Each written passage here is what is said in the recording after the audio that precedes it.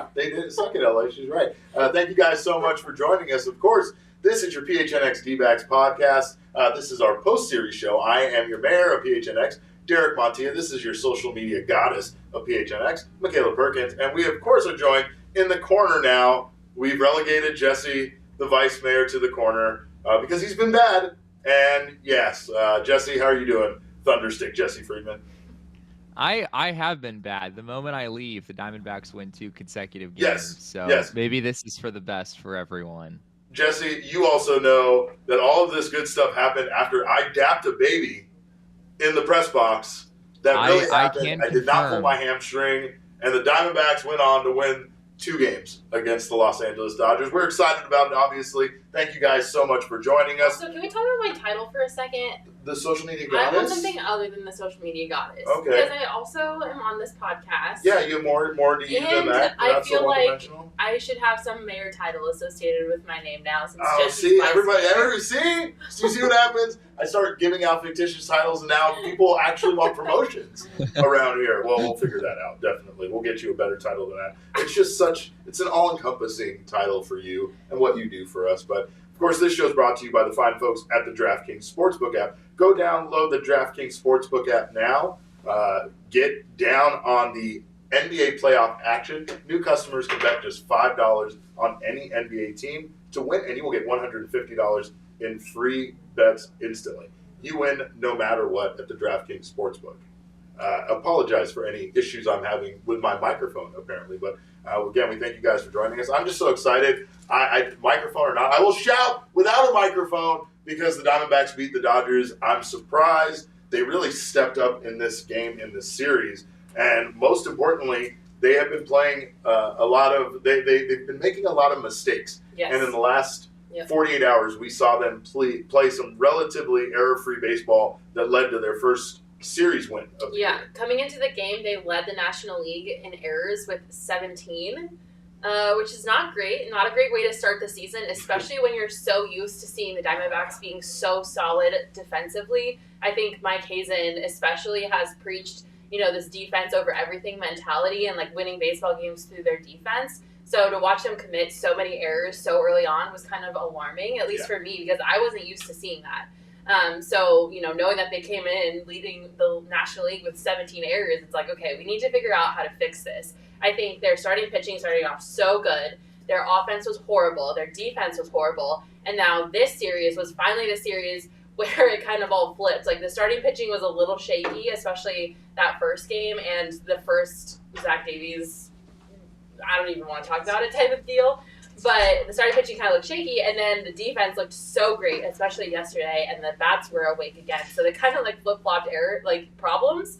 But I'm really glad to see them doing so much better defensively, as well as the bats continuing to drive in runs. Hold on, sorry to interrupt you guys. I'm just going to fix your mics because you're sounding a little echoey, but thanks for your patience. It's live internet. It's live internet. Live television. It's totally fine. This is how it goes. Jesse, what did you notice though in those games? I don't know. Is my mic echoey too? No, you're fine, Jesse. Okay right now? It's us. Oh, excellent. Excellent. Okay, yeah. I feel like you guys really hit it on the head when you said that the script has kind of been flipped here, right? The Diamondbacks for a number of games this season have been the team making the mistakes, right? Making the costly errors in the 8th, 9th innings that have unfortunately been enough to turn the game into the other team's favor on multiple occasions. We've seen the Diamondbacks lose multiple games really just because, they made costly mistakes. They didn't necessarily have the other team beat them. They kind of beat themselves. And for once, the Diamondbacks are on the other side of that, right? The Dodgers kind of beat themselves in this game. They really did. As much as the Diamondbacks, as much as the D-backs, I think, played pretty well in this series. I think the story of this series from a Dodgers standpoint is that the Dodgers beat themselves here. I mean, Gavin Lux was throwing the ball all over the place in this game. Freeman missed a pop fly. I guess this isn't a Dodgers mistake. This was an umpiring mistake, but Dalton Varsho got away with a check swing, and they allowed him to head over to first base, and they called it a walk. Yeah. And the Diamondbacks wound up getting an extra run out of that as well. So there were just a lot of things that went in the Diamondbacks' favor, and this is a nice change of pace for D-backs fans who are used to seeing these things work out the other way. Yeah, that's exactly what it is. It was seeing things work out in the right way for the Diamondbacks, right? Last night was the same thing, right? The error that Varsho got on and eventually led to some runs being scored. That was a big mistake on the Dodgers' end. That weird Chris Taylor situation where he didn't think David Peralta was going to catch that fly ball and was halfway between third base and home when they doubled him up at second. Like, there was just a lot of bad baseball on the Dodgers end. I think here, though, that this is what we talked about when we kind of hark on Lovullo's comment about winning the inches. They won the inches in these games. They played as close to perfect as they could play. They still made some errors, but their errors weren't as costly as the Dodgers, and they capitalized on the Dodgers' errors when they did make them. It seemed like every time the Dodgers had an error or something like that happened, that's when the Diamondbacks were able to score. You know? Yeah, the Diamondbacks just played really smart baseball, and I think somebody in the comments said it. Oh, Martinez said, "This is baseball at its finest. Keep playing like this, and the playoffs might not be so far away." I'm not sure if I necessarily agree with the second half of that. I like that, but yeah. This is baseball at its finest. You know, I think it all kind of started clicking for the Diamondbacks in this series. Like, it all looked like they were working as a team. They were firing on all cylinders, and it was really cool to watch. And I'm so glad that their first series win of the year came against the Dodgers, because I hate LA. Well, yeah, but it's important, right? It's important for belief. It's important for you to believe. It's important for them to believe, right? Yeah. They now know that they can beat the Dodgers. Right. And if you look at the Dodgers lineup, like, it's intimidating. It's scary. It really like, they come into Chase Field with like this big macho, like, oh my God, it's the Dodgers. And it's like a David versus Goliath situation where you've got these teeny weeny little Diamondbacks who don't really have the same power in their lineup that the Dodgers do, and they can still beat them. It's like literally David and Goliath, and it was so cool to watch, and definitely a huge morale booster, which is so needed. And I think these are the moments in seasons that really help get teams back on track, and I hope the Diamondbacks can just take this and build momentum off of it and continue to win. I don't necessarily know if the playoffs are in the picture this year. Baseball is a marathon, let's not get ahead not of a sprint. ourselves, all right? Let's take this series win and be excited about it. But you're right. I mean, that's the beautiful part about baseball. Baseball has all of these like almost magical like variables that get in the way, right? Yeah. Confidence, self-belief, self-doubt, all of these things that, like, I don't know, yes, other sports go through them, but I mean, you could literally be the kind of guy that can tear the cover off the ball, but somehow, because you don't believe you can, or you think you're in a slump, it literally translates over to an inability to hitting the ball. Yeah. Right now, they have not only the ability to score that they've seen, they've been able to keep these games close. They've been able to keep these games close all season long. Let's be honest. Outside of 2 or 3 games, every game they've lost, they've been in. In this series, they just kept it close enough for their offense to do what it's done over the past 10 days and score just enough runs for them to win. Yeah, I mean, the offense, I don't know if the offense today was necessarily like, the biggest part of the win for the D-backs. I mean, 2 hits is not necessarily what you're looking for. But Jesse, but it was I mean, adequate. It was adequate, for sure.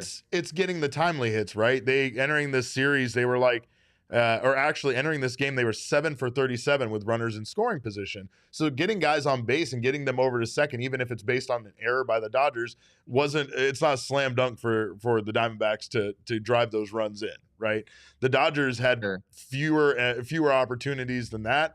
They were able to convert one of them based on a Diamondbacks error that they made. So like the mistakes really were the reason why any runs got scored in this game. Can we talk about Zac Gallen? Please. Oh I my absolutely God. need to talk about Zac Gallen. I mean, this guy's incredible. What a performance. Go ahead, Jesse. He's had just a crazy start to the season. I mean, he's pitched 15 innings over 3 starts, and he's allowed 1 run. I mean, it is really been incredible for him. I think he's allowed 6 hits total over his 3 starts so far this season. And yeah, I mean, today I think this was his most impressive outing, even though, his last outing was great as well. But doing what he did against this Dodgers lineup, right? I mean, I think the Mets lineup is good too, but my goodness, I mean, Trey Turner, batting third, and just the whole top of the lineup is stacked with Freddie Freeman, with Mookie Betts, with, Cody Bellinger is in there, Chris Taylor's in there. There's just, it's a ridiculous lineup, right?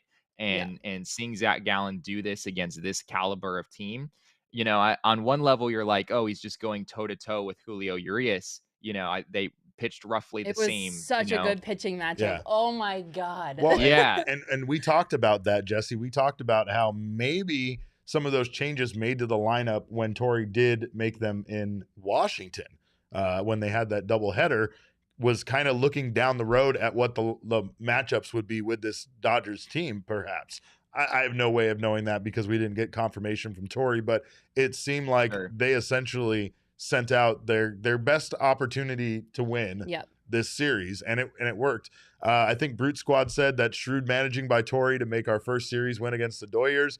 Absolutely. Not to mention the fact that, let's say there has been some shrewd managing by Torrey with the pitching staff, right? We've seen them kind of have these guys on a bit of a shorter leash, so that way we wouldn't see those starters give up that big inning and kind of ruin their outing.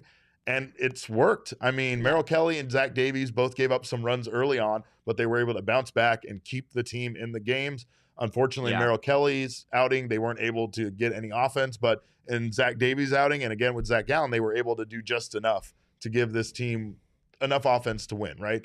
I'm not going to split hairs about how much offense there is at this point. I'm just excited that they're scoring when it's important. And more importantly, I'm excited that the bullpen, even though it's been a bit of a roller coaster with Ian Kennedy and Mark Melancon at times, seems to be able to do the job, even though, again, Kennedy was the one that gave up the run today. But I was going to say, I don't know if I agree with you on that. Well, I mean, Kennedy again, scares me. Kennedy really has been a bit shaky, despite the fact that he had a bit more of a solid start. Yeah. But Mark Melancon has been really good for this team in these save opportunities. Also, too, how cool is it to see Nick Ahmed hit a home run? Yes, I am like the biggest Nick Ahmed stan. I'm so glad that he is back and in the lineup and playing baseball, just because I think he provides such a valuable piece in his like leadership qualities and his like seniority on the team. Right. And so I was really bummed when they had to start the year with him on the injured list, but to see him back in the lineup, freaking smashing the ball, got a home run, his first of the year, right? Yeah. So great to see. I'm so happy that Nick Ahmed is back, just because I think he provides so much more to this team than just like his defensive skills on the diamond. Well, and the bigger thing here is that we, it feels like the team's better defensively. Yeah. With Nick Ahmed there, all of a sudden, I feel Nick like Ahmed comes back, and the mistakes that we've been seeing kind of. I'm not going to say they stopped altogether, but it feels like there's been less, and defense is a little bit tighter. he's a magical man. The same way that I feel about Merrill Kelly taking the mound, just like a sense of calmness. That's how I feel about Nick Ahmed at shortstop. Like, I just feel so much better. And that's not to take away from Geraldo Perdomo. I still really like Geraldo as well. But I think Nick just like provides me that sense of like comfort and familiarity and just like utmost confidence, like when he's out there, that I just appreciate about him when he plays. Yeah, I can't agree enough. What do you think, Jesse, about having Ahmed back? I think it's really big from an offensive standpoint too. Left-handed Obviously, at bat. Nick is not necessarily known for his hitting, but against lefties, he's been one of the D-backs' best hitters over the last few seasons. So having him back is huge. Having Jordan Luplow back for a game like this is huge. Obviously, only the 2 hits. Julio Urias was really a handful in this one, but the Diamondbacks offense against lefties looks a lot more formidable than it did, a couple weeks ago. And on the whole, I mean, this Diamondbacks team is 8-11. I mean, if you had told all of us from the beginning of the season, right, that they would come out of this hellish start to the season, right? The schedule that they've had has just been crazy, right? Probably one of the strongest schedules that any team has had so far. To come out 8-11 is really pretty good for this Diamondbacks team. It's exactly, I think, where before the season, we would have taken that as a win. Yeah, to totally. hear that they came out of this, I would have happily taken that. I probably would have believed that, I was maybe on some OG's gummies when I heard that. Transition. Here we go. I'm just saying. I would have thought maybe I had gone with too much of a dosage on my OG's gummies because, of course, we're enjoying them. Jesse, not so much. It's Wait, because I he's have in, a story about OGs. he's in the Can I little tell box. you guys this? Yes, please. I want to hear an OG story 100%. Okay, so everybody knows that I really like the indica orange creamsicle flavor That's ones the because rumor they going just around. knock me out and I have the best sleep of my life. Well, I wasn't reading the labels carefully and I took a sativa one yesterday instead of indica. And I was so dialed in. I was literally on my hands and knees scrubbing my baseboards, like cleaning my entire apartment. Wow. It was the best experience of my life. I have never enjoyed being high more than I have when I take OG's gummies. And I just really need to tell you guys that I'm obsessed with this company and the gummies that they make. Like, not only do they taste good, but like they just make me the most amazing high person on the face of the planet. All right, well, it's education time. Yes, an indica is it's a strain that calms you, makes you sleep. Sativa tends to kind of make you a bit happier and euphoric. You might have even heard of like hybrids, and that's where they try to blend these two together. But if you're taking one and expecting the other sensation, then you're gonna have a busy night cleaning your floorboards. Apparently, it was great. That's why you got to make sure, check out the label, make sure you know what you're getting, and of course, stop by your local dispensary. They can help you out. They'll make sure to point you in the right direction, whatever you're looking for as far as indicas or sativas. Grab some amazing scratch-made THC gummies from our friends at OG's, and of course, get all their amazing flavors. They have a delicious variety of flavors. There is the tropical orange creamsicle, coming out watermelon, with a new flavor, pina colada. the pina colada. We all tried a pina colada. Good. It's really, really good. It's really good. That's the and this is coming from a guy that hates hot pineapples. So let me tell you, pina colada is the way to go. Also, they're gonna have their new mini OG's 3 milligram microdose option on May 3rd for those not wanting to dive right into the regular 10 milligram options and spend their nights again awake and watching like every episode of their favorite TV show on binge watch or something. But if you're interested in trying the amazingly delicious variety of flavors that OG's Brands has to offer, go to ogsbrands.com. That's OGEEZ brands.com to find OG's near you. And let's talk a little bit about the road that the Diamondbacks have ahead, because like you said, Jesse, that was a hellish schedule to start this season, but now they kind of move into a position where it's not to say that it gets any easier, because it's still Major League Baseball teams. It's still very hard to go into St. Louis and play the Cardinals there, but the Cardinals much are more, a pretty good team. Yeah, much more winnable games than some of the teams they've faced so far, though, and they get out of the NL West a little bit for a while, at least for about 6 or 7 days. I think it's going to be big for them just having a break from, I mean, I think it's easy to forget that the New York Mets and the Los Angeles Dodgers literally have the 2 best records in baseball right now, right? And the Diamondbacks have played 9 games against those 2 teams so far. So they've literally played about half of their games on the season against the 2 best teams in the league. And again, to come out of that 8-11, I think is a huge victory for them. And moving forward, I mean, I think this month has been reasonably successful. Obviously, there are things that need to be cleaned up, especially the defense, as we talked about earlier. But, you know, if the Diamondbacks are able to clean some things up defensively and able to find a way to get some of their guys going offensively, this has the makings of a team that I think everyone can agree is a substantially more watchable product than what we saw last year. Right. We're not necessarily talking playoffs that, you know, we don't want to be the people who after, you know, the first series win of the season, you know, instantly the Diamondbacks are, you know, in the thick of the playoff discussion. I don't know. They're the best team in baseball right now, Jesse. In the last 48 hours, they are the best team in baseball. Let's not be those We'll people. get there. We'll get there. We'll see what happens. Look at Rockies fans. They thought the Rockies were going to World Series this year after how they started. Now the Rockies suck again. It's like, they're back hello. 10-7 now. Yeah, they're coming back down. We knew they would. We knew you would. We told you, Patrick. Actually, Patrick told us, but that's whatever. Yeah, I think Patrick kind of knew what was going on there. But yeah, I mean, you gotta tap the brakes. Really, you can't get too high or too low in the month of April, right? It's just still so early in the season.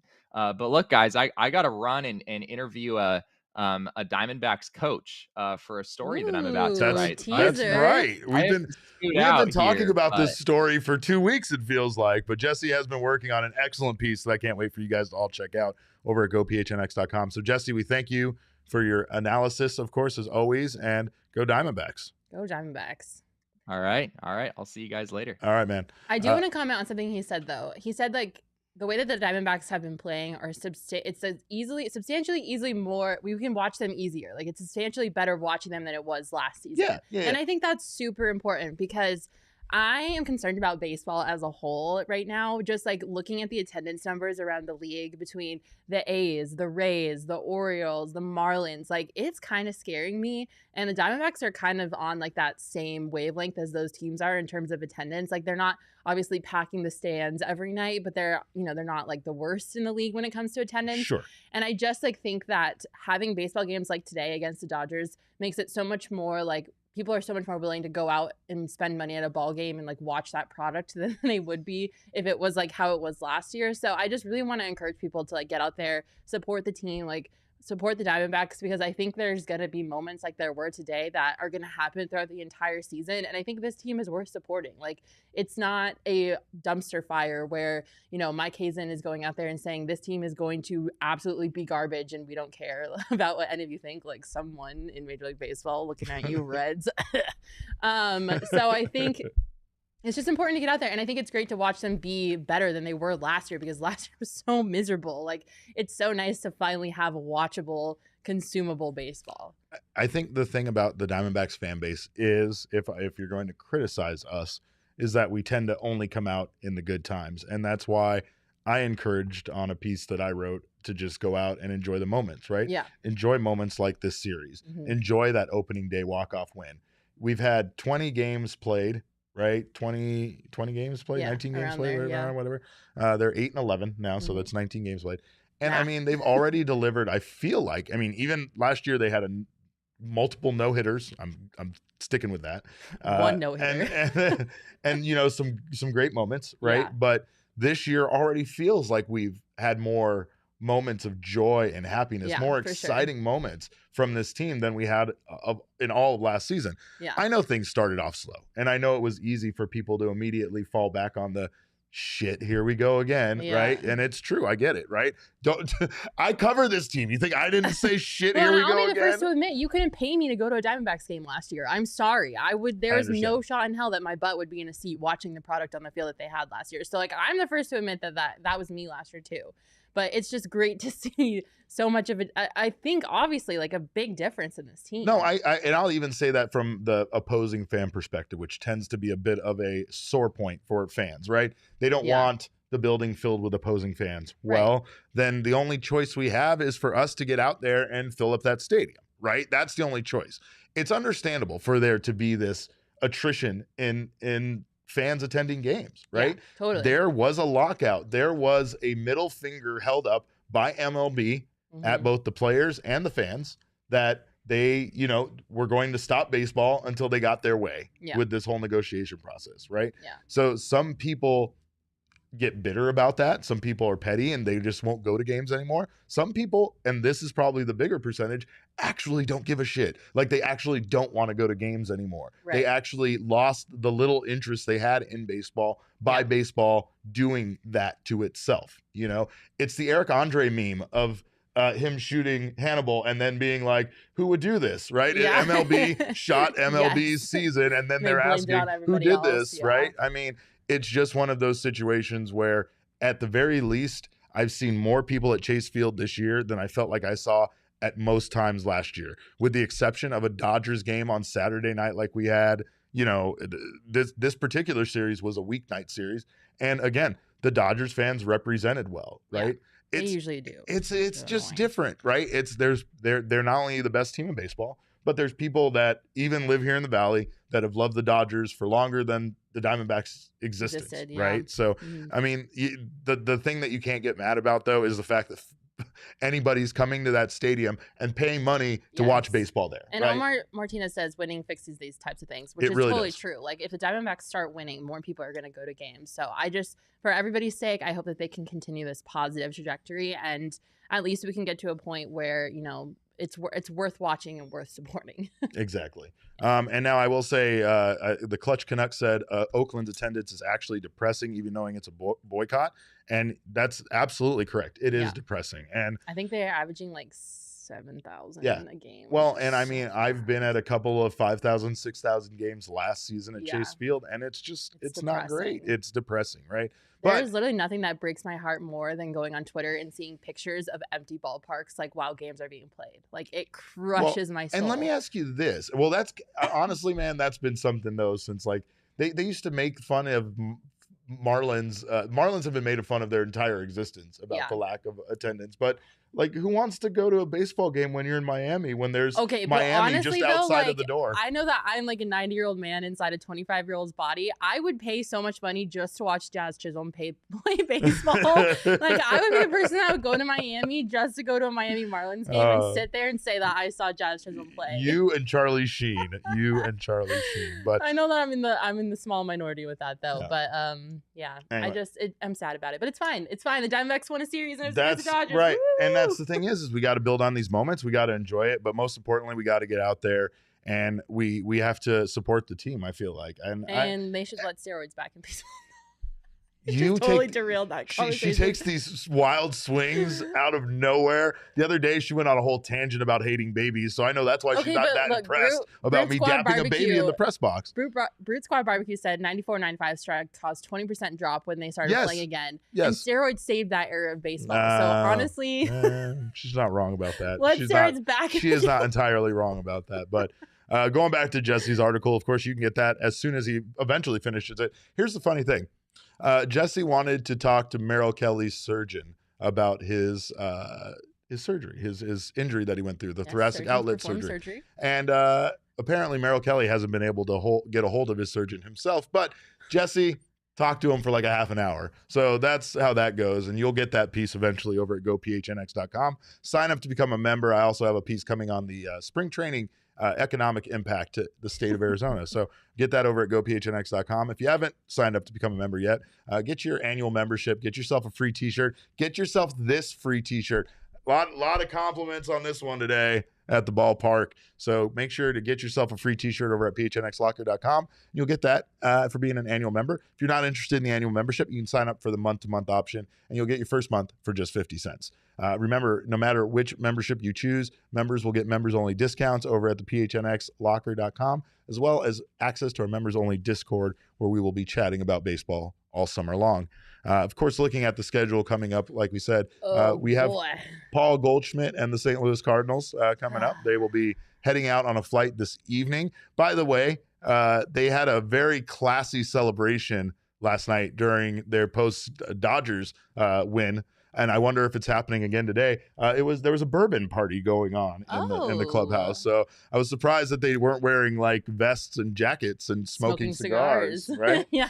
So, but yeah, again. Can I just say I hate looking at at both Nolan and Paul Goldschmidt in a Cardinals jersey. Oh yeah, really, that's it still upsets me, and I'm still not over it. Every time I see Goldie take the field in a Cardinals red uniform, I genuinely want to die. It's doubly bad for you because it's both of them from your two teams, right? If I could eradicate the Cardinals off the like literally the face of the planet, I would do it in a heartbeat.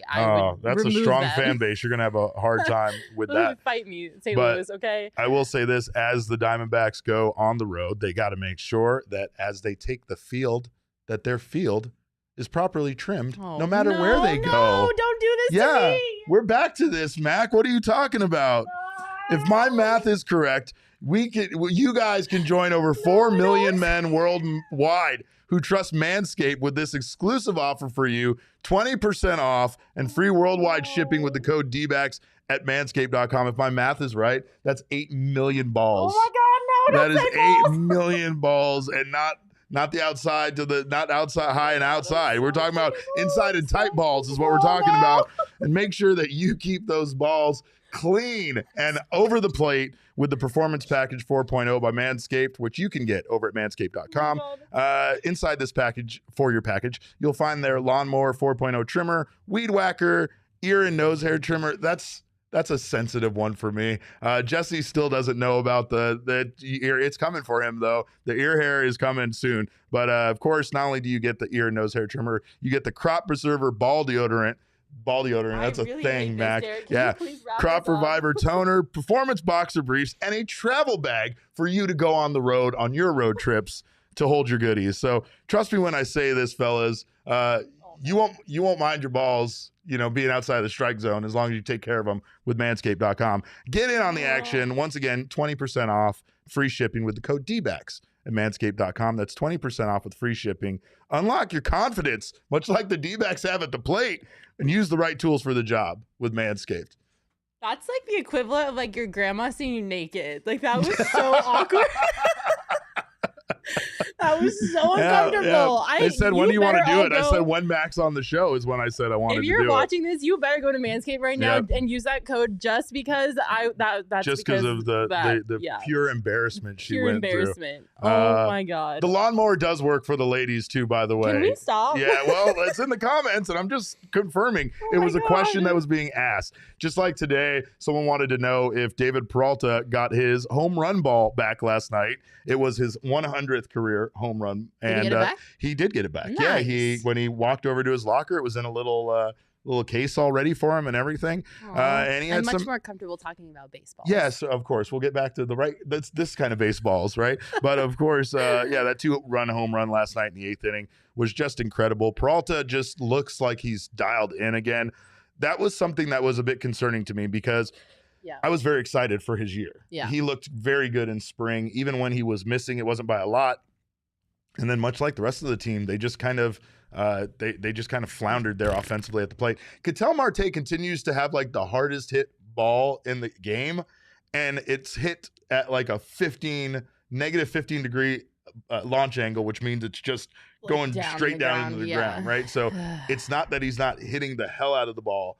But then even after we pointed it out in the show the other day, next thing you know, then everything was a fly ball the next day. So it's like he's either overcorrecting or undercorrecting or whatever, but struggling at the plate. But it's great to see David Peralta back on track. Yeah, seeing David Peralta back hitting the baseball is definitely what I wanted, and I think he needs to continue that. But Katel Marte is just stressing me out like to the umpteenth degree. Yeah. His defensive struggles, his offensive struggles, like I don't know what is going on in his head right now, but I really hope that he can kind of work this out because my God, is it scary to me how he's performing right now. And I think when you look at the upcoming schedule, I think, the series against the Cardinals might not be the best opportunity with the pitching staff that they have. But I think maybe against the Marlins, it'd be a good time to kind of show up and show out. So I don't know. I hope that Katel can kind of get it figured out because it's sad to see him struggle. There's not a lot of good things to say about Katel offensively right now, unfortunately. Mm-hmm. I mean, so far his biggest hit of the year was a walk-off sacrifice fly against the Astros, right? So he hasn't had those moments, but David Peralta has. That's why in this series, even though he didn't play today, he is our DraftKings king of the series. 375 batting average, going 3 for 8 with 1 home run and 2 RBI. He has reached base safely in 7 of his last 9 games. And he hit that 100th career and go-ahead home run last night against the Dodgers. So that alone qualified him for the king of the series, king of the game, king of everything in this one. But can you make a train noise?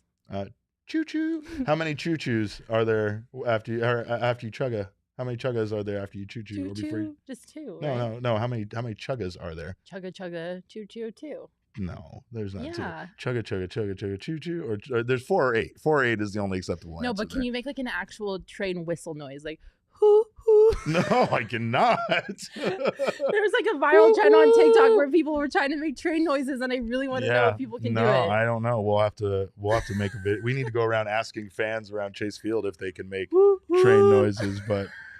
I still love David Peralta being the freight train. I still love him being who he is. Last night he gave the quintessential answer of, they can't get too high off of that one win. They had to come back and they did today. They were able to stay hot. The interesting thing about it though is once again, David Peralta was hot in the series and he sits today. Yeah. So I don't know. I hate that so much. Torey it's my Lovullo's least favorite thing about Torey Lovello. sometimes. No, I hate that.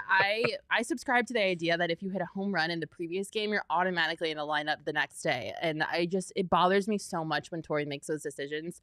I just want let him play baseball. Brute Squad says food for thought. Should Marte stop switch hitting and just focus on one side of the plate? See, I wanted to bring that up too. And I don't know if I like that, because I think one of the most special things about Katel Marte is the fact that he is so good at being a switch hitter. I think it was 2019 that he broke like all these types of records for hitting on both sides of the plate. Mm-hmm. And I think that's one of the things that makes him so valuable as a player, is how effective he is on both sides of the plate. And it in normal times when he's not struggling is one of the a secret weapon, you could say, because you could put him in no matter who's on the other side or who's on the mound, and you just have confidence in his ability to hit the ball. So I don't know if I necessarily subscribe to that idea, but I can see why someone would want to ask that. I think it's because, once again, baseball is this weird sport of habit, and people, I still think he's not right from playing center field defensively at second base. I think the MLB network wishes with all their might they could take back claiming he was going to be the top second baseman in baseball this year, because I don't think that's going to be the case. But do you think he should hit from one side of the plate? I don't. I think that honestly it's up to whatever he's found success with in the past. I don't think he needs to change that up, because then that's changing what's made him successful, right? It might not be working right now, but nothing's really working for him. So it would be one thing if he was hitting righty better than he was hitting lefty or something like that. But unfortunately, he's just not hitting at all. Yeah. It's like you said, there's no difference in his righty lefty splits. It's just all bad. Yeah.